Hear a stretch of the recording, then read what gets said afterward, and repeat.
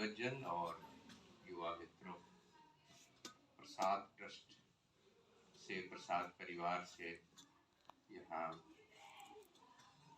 भाई अवधेश जी, मेरे नाम राशि और कविता जी उपस्थित हैं।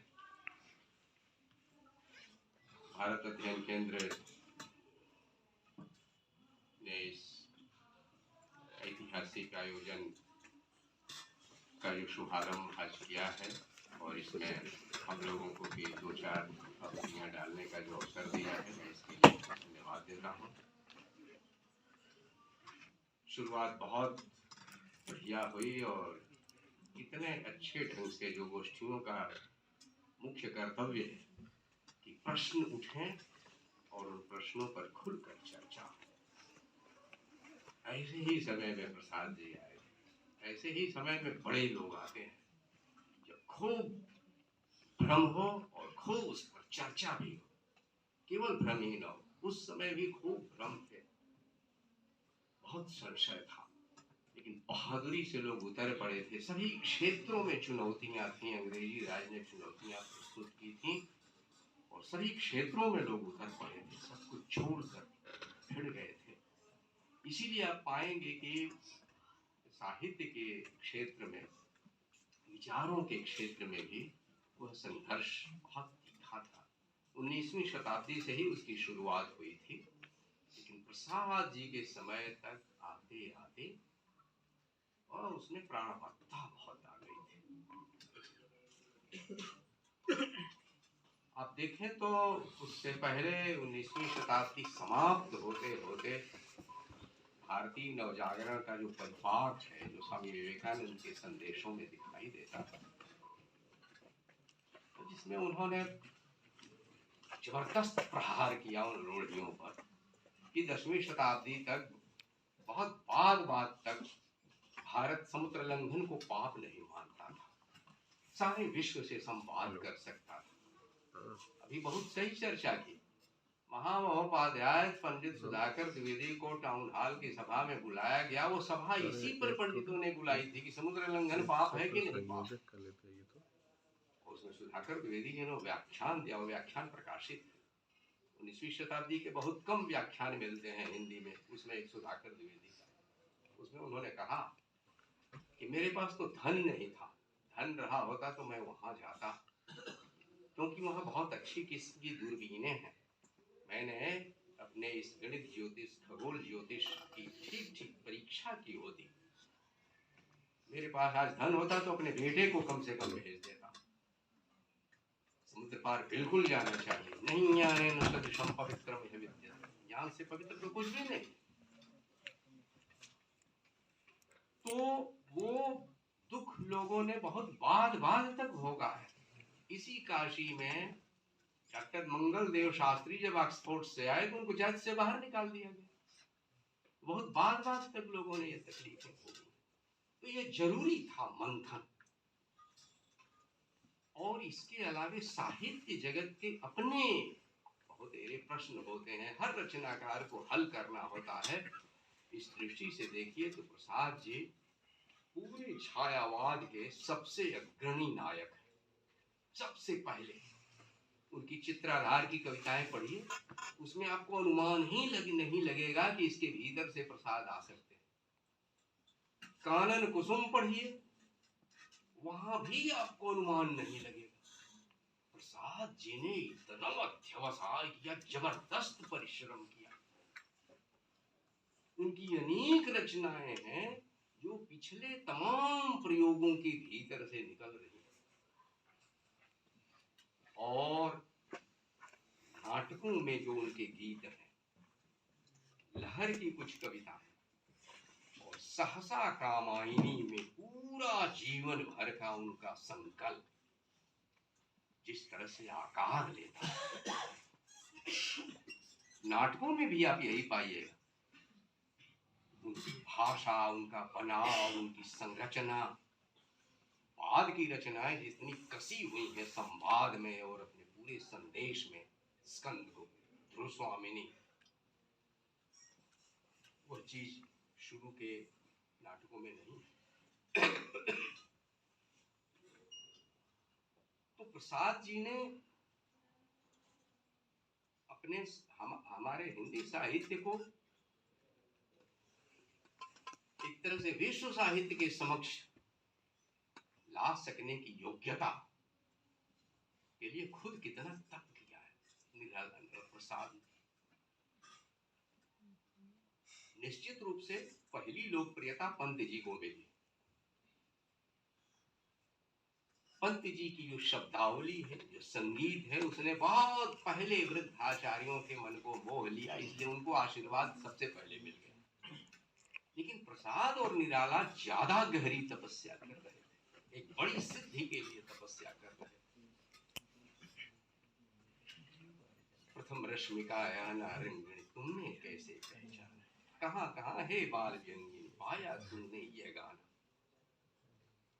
ये भाषा हिंदी में नहीं थी और इसीलिए ब्रज भाषा वाले कहते थे ये खड़ी बोली तो खड़खड़ाती है, इसमें कविता तो हो ही नहीं सकती।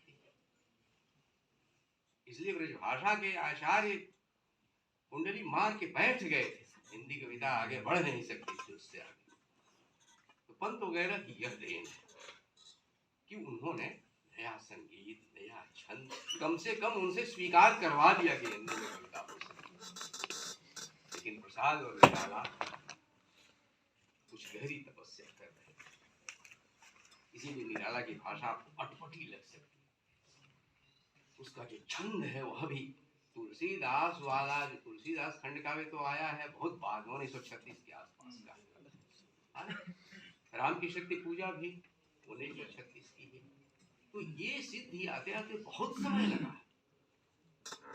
होगल दल बल के जलत यान दर्पित पद उन्मत नत पठान है, पहाड़ है दिग्देश ज्ञान सर खर कर छाया ऊपर घन अंधकार टूटता वज्र दुर्निवार नीचे प्लावन की प्रलय धार ध्वनि हर हर। ये कितने कितने घंटों बाद एक छंद लेके निराला निकलते थे और रामविलास शर्मा को देके कहते थे जरा देखो तो कैसा हुआ है, और फिर टहलने निकल जाते। तो हिंदी को वे लोग, उन्होंने अपनी हड्डियां गला दी। हिंदी की कविता हो सकती है इसके लिए उन्होंने अपरंपार श्रम किया। और प्रसाद जी का परिश्रम एक दूसरी दिशा में। एक अंतर यह भी पाइएगा कि निराला ने छायावाद पर और खुद उन पर जितने भी आक्रमण हुए एक भी वार खाली नहीं जाने दिया, सबका जवाब दिया। जयशंकर प्रसाद ने अपनी ऊर्जा इस तरह व्यय नहीं की, एकदम उसको बटोर के और केवल कृतियों के जरिए उन्होंने मुंह बंद किया। सोचिए प्रेमचंद और प्रसाद रोज मिलते थे बेनियाबाद में, रोज।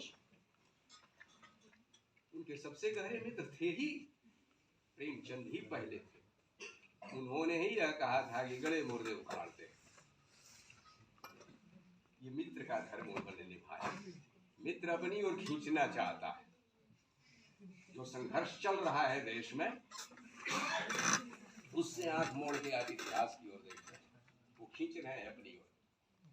इसीलिए प्रसाद जी को बुरा लगने वाली बात नहीं थी। प्रसाद जी ने उसका जवाब दिया कंकाल से, तितली से, और तब उसकी समीक्षा लिखी प्रेमचंद।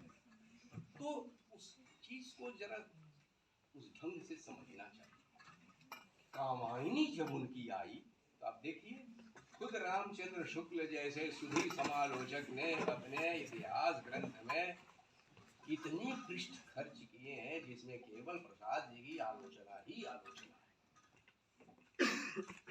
कामायनी के सिलसिले में मैं कह रहा हूँ, कामायनी की बहुत जबरदस्त आलोचना है। चंद्रवली पांडे काशी में जो सबसे संहारक आलोचना है वो चंद्रवली पांडे ने लिखी। उन्होंने बताया प्रसाद जी को भाषा नहीं लिखने आती, एक एक दोष जहाँ नहीं है वहां भी से भी निकालने का प्रसाद जी ने किसी का जवाब नहीं, किसी का। वो उनके अंतिम दिन, उनका फेफड़ा एकदम जर्जर हो चुका था और उसमें वो अपनी आत्मा जितनी बची थी, जितना प्राण बचा था, सब कामायनी में डालते जा रहे। अब कामायनी का कोई पृष्ठ खोलिए, उसमें मधु शब्द मिलेगा। प्राय राष्ट्र पर भर जो लिखा उसमें अरुणीय मधुमय है। मधु, माधुरी, माधव, माधुरी, तरह तरह से मधु शब्द आता है। शुक्ल जी ने उसमें लिखा है इतिहास में, मधुचर्या का अतिरेक, मधुचर्या का अतिरेक।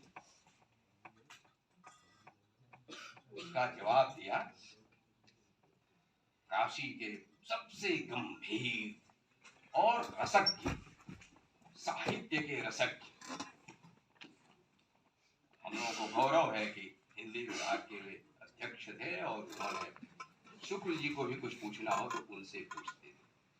सुनीत कुमार चाटुर्जिया को कोई किताब छपानी हो तो एक आदमी कलकत्ते से मैन्युस्क्रिप्ट लेके आता था और जो केशव जी देख लेते थे तभी वह पुस्तक प्रेस में जाती थी। रामकहन मिश्र की पुस्तक है काव्य शास्त्र पर, देखिए उसकी भूमिका में लिखा है, मेरे मित्र केशव जी ने इसे देख लिया। ये प्रमाण है, केशव जी ने बहुत कम लिखा। एबी कीथ के विचारों का खंडन करने के लिए अंग्रेजी में एक लेख उन्होंने लिखा था, तो केशव जी ने लेख लिखा। प्रसाद जी की रक्षा के लिए उन्होंने लिखा काव्य की मधुमती भूमिका। फिर उसके खंडन के लिए आए चंद्रवली पांडे। चंद्रवली पांडे के लिए का जवाब देने के लिए उन्होंने फिर लिखा। प्रसाद जी और उनके सबसे घनिष्ठ मित्र विद्वानों में केशव जी, जो लोग रोज मिलते थे, केशव जी और प्रसाद जी दोनों ने हमेशा प्रत्यंचा को बहुत पीछे तक खींच के तीर छोड़ा। जो जितनी ही पीछे प्रत्यंचा ले जाता है, खींच सकता है, जिसकी बाहों में इतना बल है, उसका तीर सबसे दूर तक जाता है। इसीलिए कामायनी की कथा जो है वह शतपथ परिणाम से, सृष्टि कहां से आई यहां से वह शुरू करते हैं कथा, क्योंकि उनको मानव सभ्यता के इतिहास, सही कहा मुक्ति बोल, फैंटेसी, वो आभास है ऊपर से कि मनु की कथा चल रही। ये ऊपर का ढांचा मात्र है, उसकी आत्मा है मानव सभ्यता का इतिहास। हमारे आदि कवि वाल्मीकि से लेके और प्रसाद जी तक हम काल गणना में सन, संवत, ईस्वी, तारीख को कुछ नहीं समझते। ये भारत की विशेषता है, इसीलिए कहते हैं कि भारत में इतिहास लेखन नहीं। ये इतिहास नहीं है, ये इतिहास का कंकाल पक्ष है। पंडी तेरा विवाद करे एक तारीख साल कोटे गए कालिदास का समय कब कब बीत गया, लेकिन ये स्कॉलर्स हैं जो सन, ईस्वी, संवत मिलाने में लगे हुए। रविंद्रनाथ की कविता शेई कहा। तो काव्य का सार इस महाभारत इतिहास है। रामायण में भी इतिहास आया है, लेकिन वह सन, संवत, ईस्वी वाला इतिहास की आत्मा है कि मानव सभ्यता किस हद तक आगे गई, मानव सभ्यता के आगे कौन कौन संकट आए और उनका कैसे कैसे समाधान किया गया। यही रामायण और महाभारत। महाभारत युद्ध का काव्य नहीं है। पढ़ के अंत करते करते मालूम होता है कि ये युद्ध है, इस युद्ध में इस्तेमाल किए गए हथियार और इन हथियारों को चलाने वाले योद्धा सब शांत। मुख्य संदेश है धर्म, धर्म रहेगा तो सब कुछ रहेगा।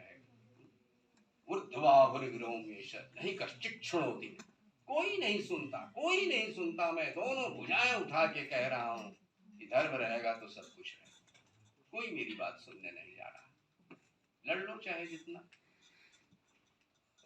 रामायण का काव्य वैसे तो मुख्य चीज है। इसीलिए देखिए प्रसाद शुक्ल जी जैसा विद्वान कविता को परिभाषित कर रहा है, उस युग में प्रसाद जी भी लिखते हैं। थोड़े से ही तो निबंध हैं, वो काव्य कला अन्य निबंध, थोड़े से, इतनी पतली सी किताब, उन 2, 4, 10 निबंधों को पढ़िए। लिखा है रामलीला शर्मा ने, कहा है कि प्रसाद जी अपनी शक्ति के प्रति, अपनी प्रतिभा के प्रति बहुत सजग नहीं थे। हालांकि एक जगह वो सजग भी थे। उन्होंने कहा कि अगर उन्होंने केवल आलोचना लिख दी तो प्रसाद जी से बहुत बड़े आलोचक, आलोचक खींचना ही चाहता है अपनी बिरादरी की ओर। प्रसाद जी मूलतः तो कवि थे। उन्होंने पूरे इतिहास को एक भारतीय कवि, वाल्मीकि से लेकर रविंद्रनाथ तक जिस तरह इतिहास को देखता है, उन्होंने परिभाषित किया मानव आत्मा की संकल्पात्मक अनुभूति। इतना पीछे तक ले जाते थे प्रसाद जी किसी भी विचन को, आत्मा की संकल्पात्मक अनुभूति।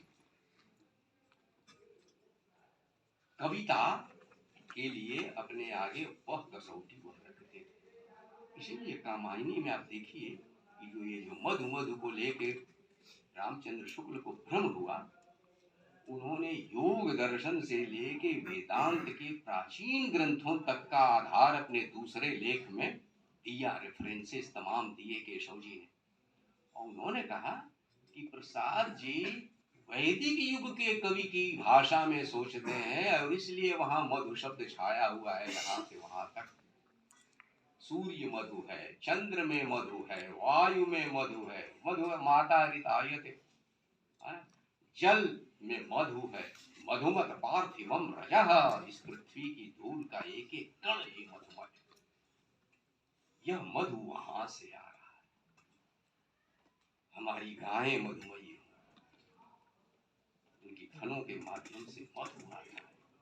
तो इतने रूपों में जो पूरा का पूरा जीवन है मनुष्य का, और उपनिषदों में जो जीवन का परम लक्ष्य है आनंद, इन सबको द्योतित करता है यह मधु शब्द। यह केवल शारीरिक सौंदर्य के लिए नहीं है, यह केवल शारीरिक आनंद के लिए भी नहीं है।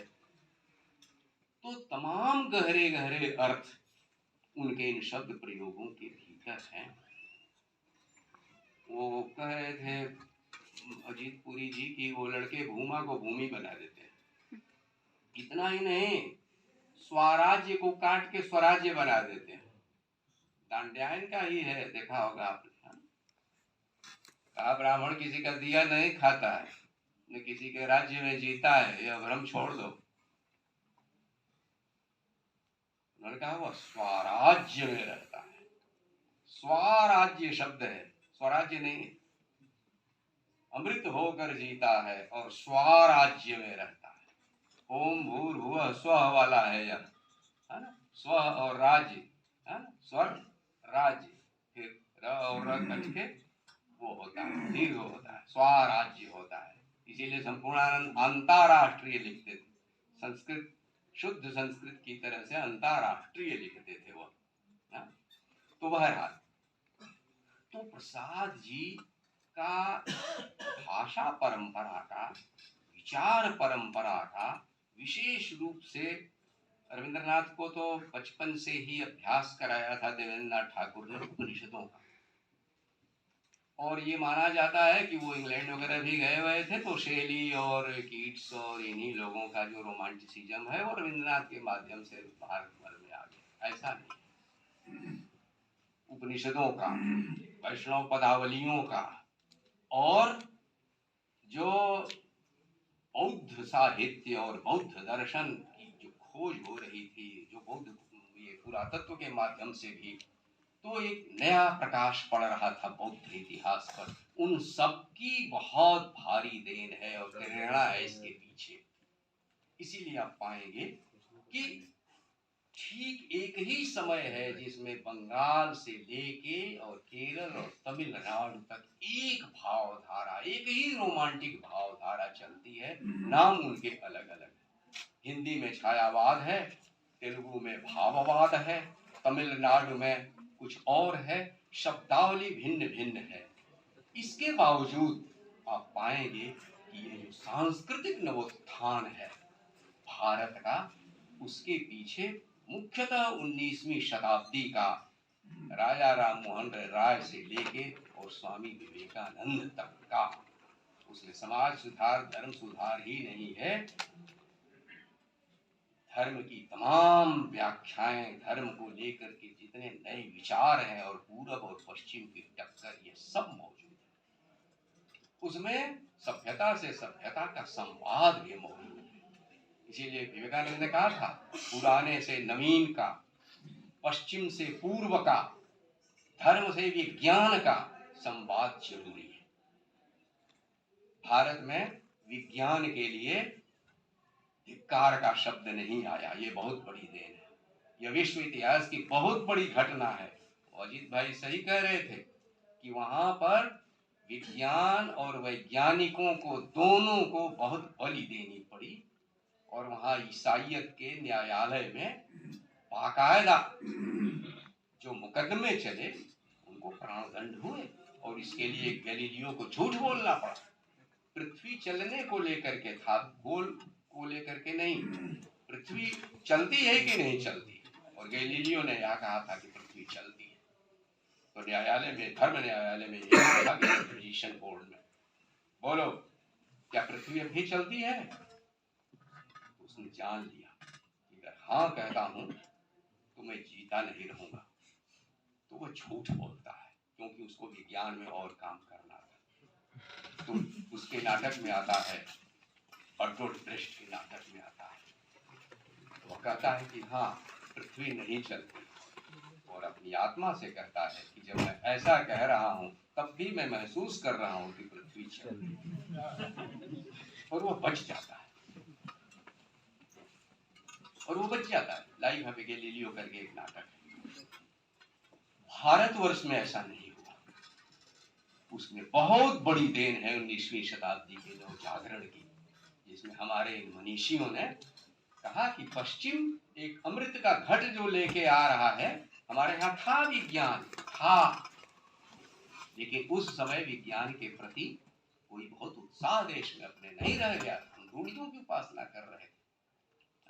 महामारी में जो दवाएं आई वह तो छिड़कने के लिए लोग तैयार ही नहीं थे। वो इतिहास पढ़िए तो मालूम होता है कि क्या बुरी दशा हो चुकी थी देश की। लेकिन ये नवजागरण के मनीषी हैं जिन्होंने लोगों का दिमाग खोला और यह देश बचा।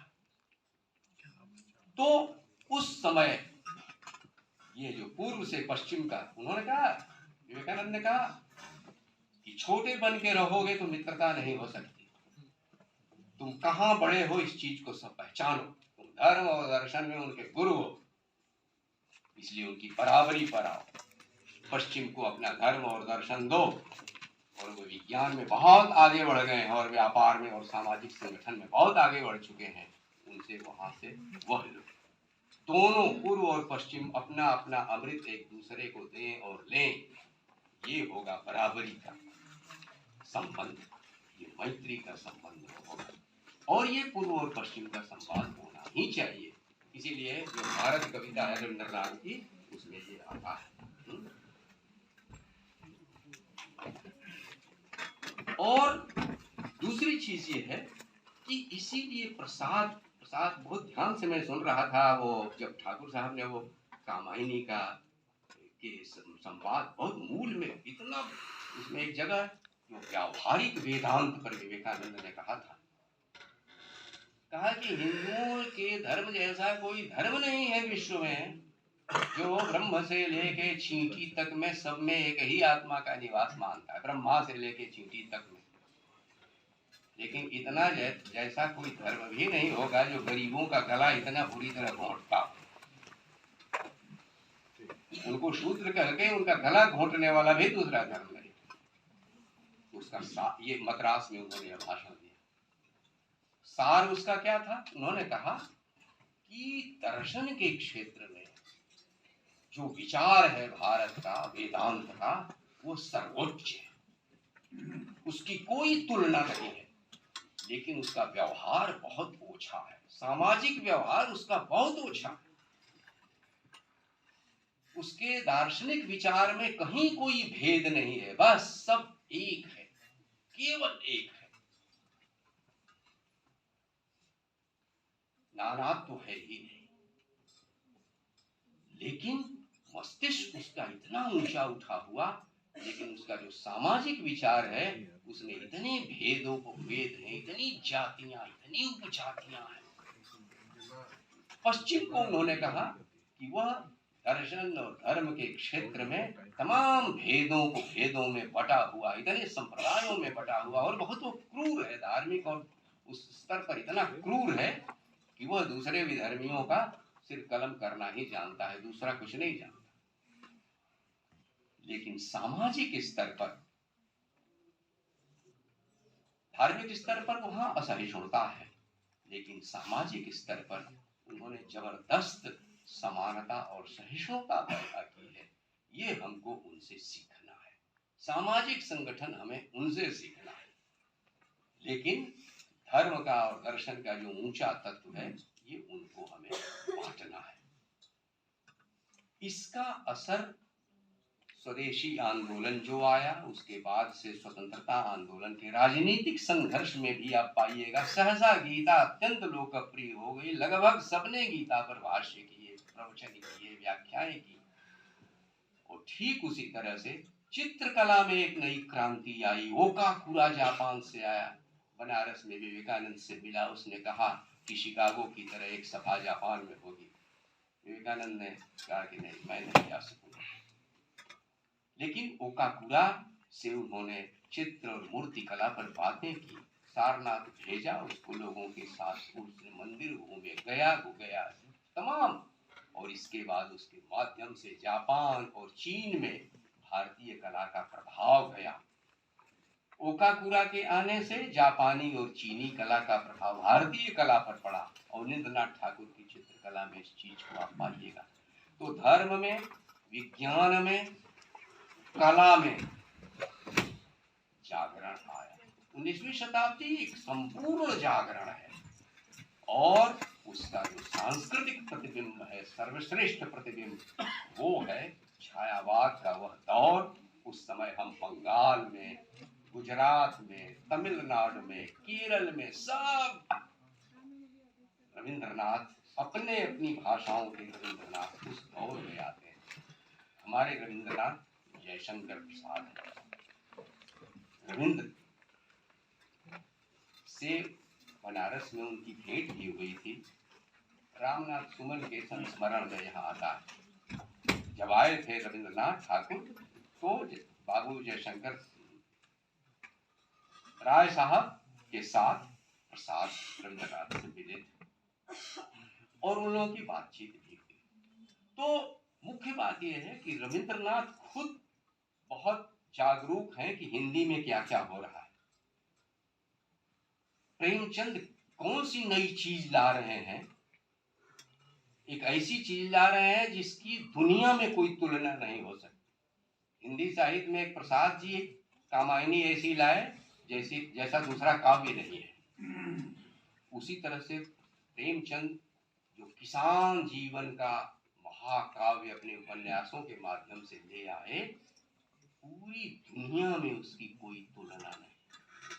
उपन्यास एक से एक हैं, लेकिन किसानों का इतना बृहद समग्र चित्रण किसी टोल्स्टॉय के यहाँ नहीं है। वो सब हाशिए पर किसान हैं, उनके यहाँ किसी देश में नहीं।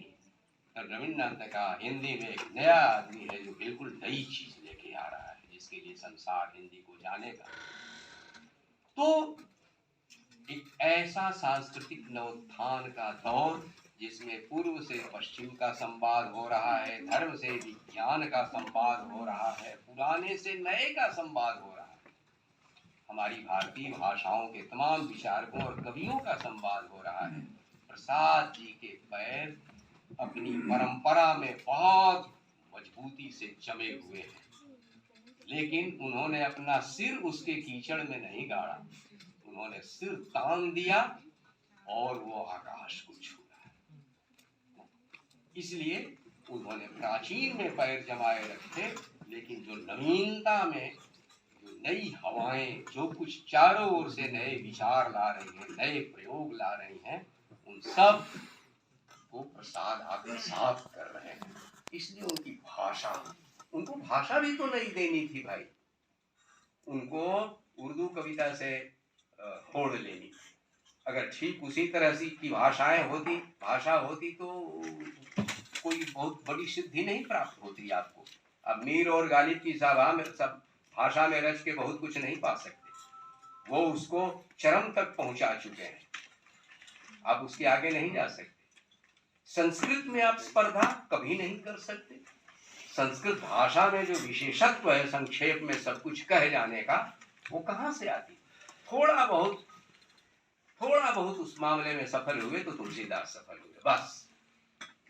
लेकिन हिंदी को अपनी नई राह बनानी थी। इन लोगों का काम बहुत कठिन था। हिंदी का विकास बहुत बाद को हुआ है, बहुत बाद को। बंगला में तो बहुत पहले से बड़े बड़े लोग आ चुके थे। हिंदी में सब कुछ बहुत कम समय में करना था। तो इसीलिए निराला ने एक कविता लिखी है, प्रसाद के कवि, प्रसाद के प्रति। जब प्रसाद जी चले गए तो उन पर एकमात्र छायावादियों में कवि हैं निराला, जिन्होंने उतनी लंबी कविता लिखी।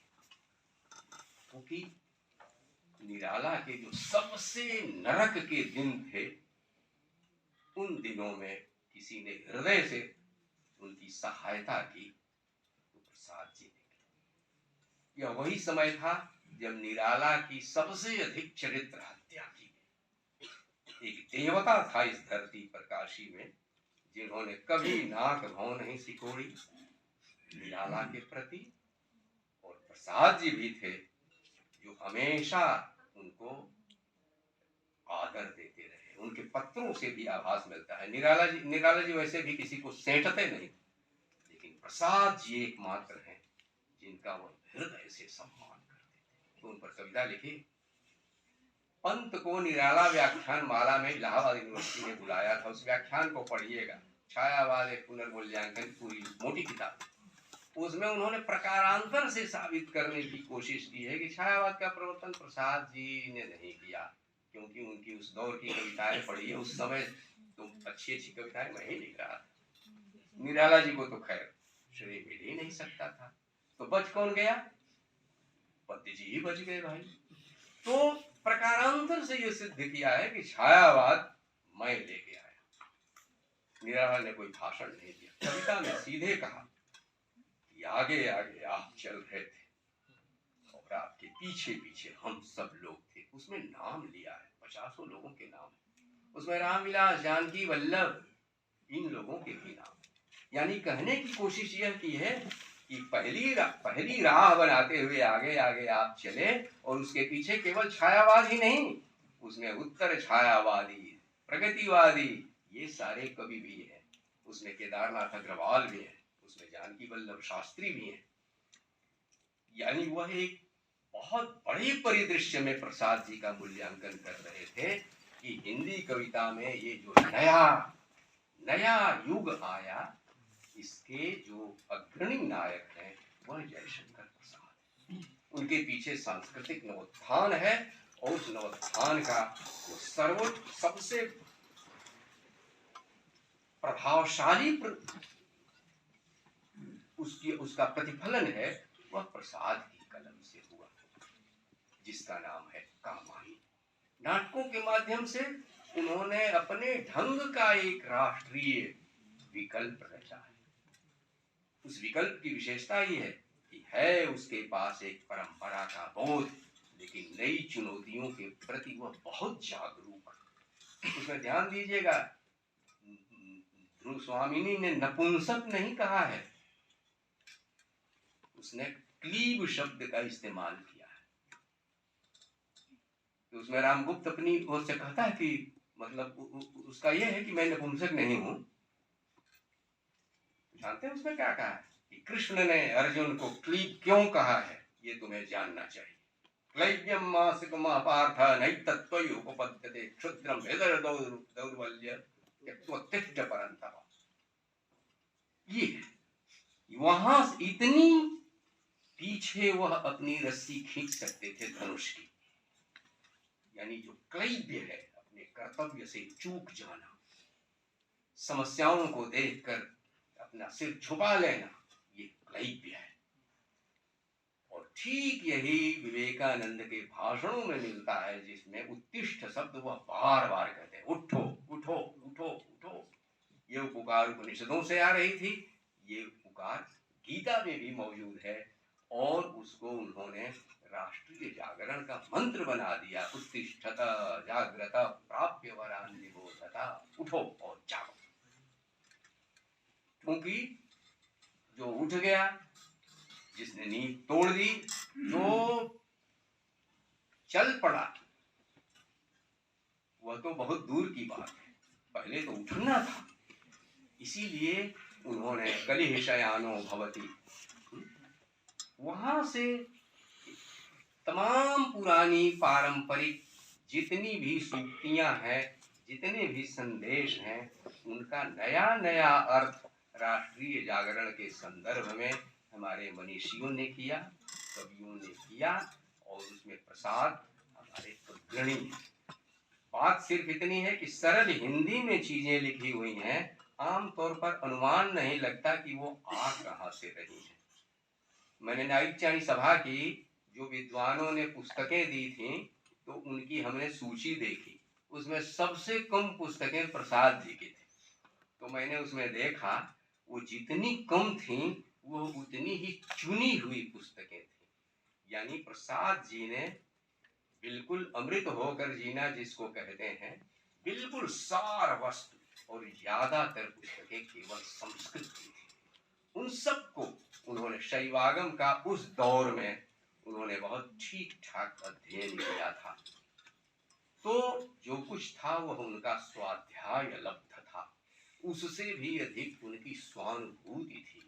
भीतर से वह एक साधक थे, और इसीलिए उन्होंने अपनी पूरी ऊर्जा को संचित करके हिंदी को जो कुछ देना था वह उन्होंने पूरी शक्ति से दिया। इंदु की फाइलें भी पढ़ें तो उससे भी अनुमान लगेगा कि प्रसाद जी का विकास कहाँ से शुरू हुआ। आमतौर पर हम समझते हैं कि बहुत ऊंचाई से ही वह शुरू किया उन्होंने। रविंद्रनाथ को तो बहुत ठीक ठाक परंपरा सुलभ थी, बंगाल को इतना परिश्रम नहीं करना था। प्रसाद जी की शुरुआत आप देखिएगा, इतनी धीमी, इतनी मंद है, उसकी शैली इतनी ज्यादा पारंपरिक है, लेकिन आप पाइएगा कि थोड़े ही दिनों में बहुत जबरदस्त विस्फोट होता है। इस दृष्टि से थोड़ा अध्ययन होना चाहिए कि प्रसाद जी ने कैसे किन किन रास्तों से होते हुए विकास किया है, और वह विकास कितना अधिक विस्मय में डालने वाला है और कितना प्रीतिकर है। तो इन्हीं शब्दों के साथ मैं अपने उन मित्रों को जिन्होंने कि प्रश्न उठाए और विचार का एक पथ प्रशस्त किया, मैं उनको हृदय से धन्यवाद देता हूँ। मित्रों, आप सबने बहुत ही ध्यान पूर्वक यह सब कुछ सुना, और राधा वल्लभ त्रिपाठी इसी सभा में एक बार सराह गए हैं बनारस के श्रोताओं को, विश्वविद्यालय के छात्रों को, कि ये जो सुनने की परंपरा है ये भी भारत की एक अपनी विशेषता है ना।